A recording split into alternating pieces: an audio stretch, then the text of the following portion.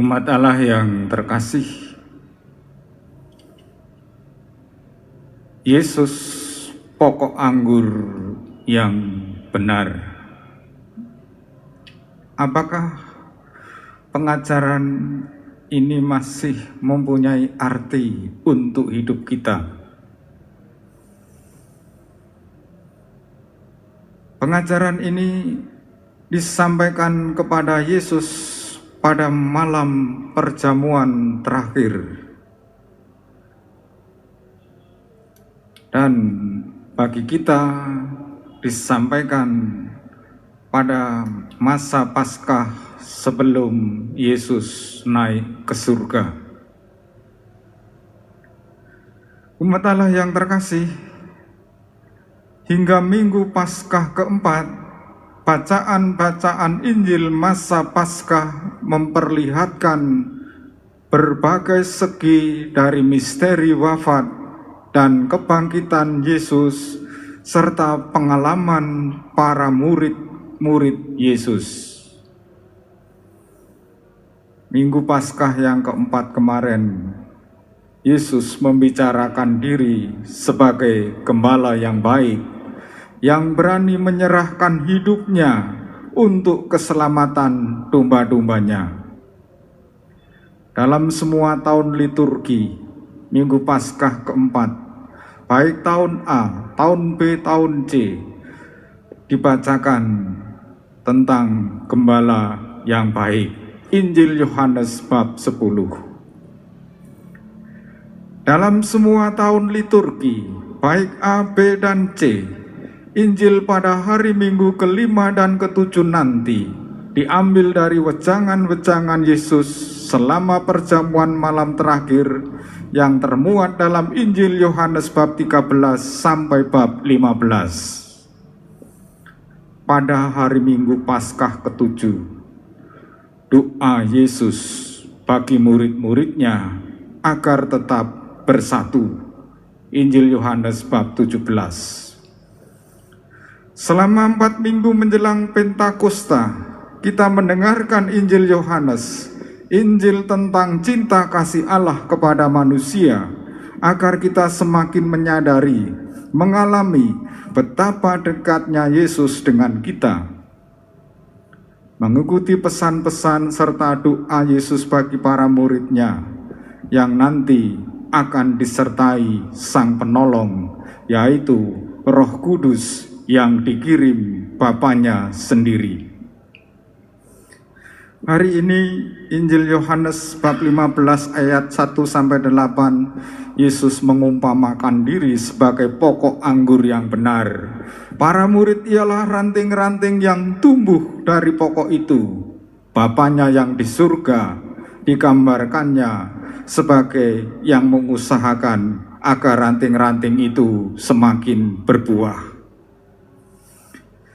Umat Allah yang terkasih, dalam perjanjian lama tentang pokok anggur yang akan bersemi, yang akan tumbuh, itu sudah lama dibicarakan. Nabi Yeremia, Yeskiel, Hosea, Mazmur membicarakan tentang pokok anggur itu. Dalam Yohanes 15 kali ini ditonjolkan pokok anggur yang benar. Bukan kebun anggur, tetapi pokok anggur yang benar. Benar berarti bukan palsu, yang dapat menumbuhkan ranting-ranting yang baik. Yesus sebagai pokok anggur yang dari asalnya cocok untuk ditanam, yang benar-benar asli.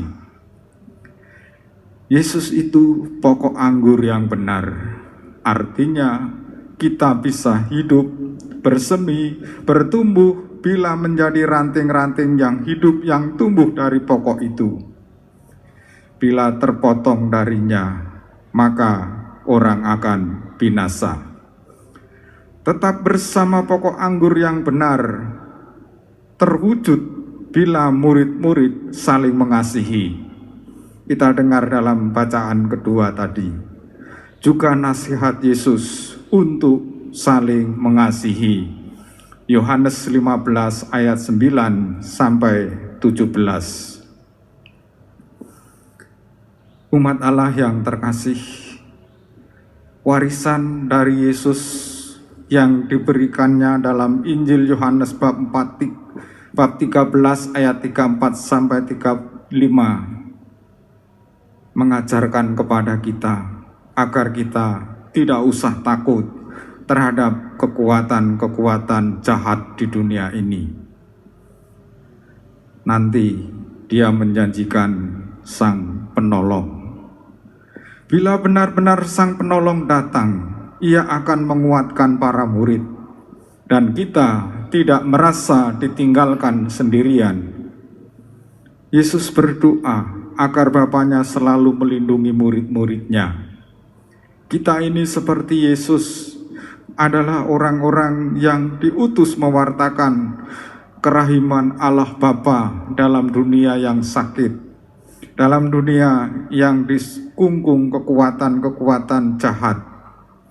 Kita, para murid, harus berpaut erat pada pokok anggur itu, supaya kita berbuah baik, berbuah banyak.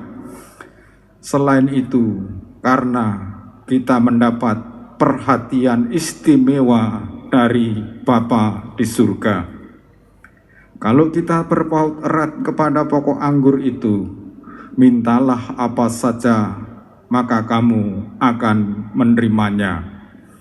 Dan kita boleh merasa aman karena terus-menerus didampingi Bapa di surga.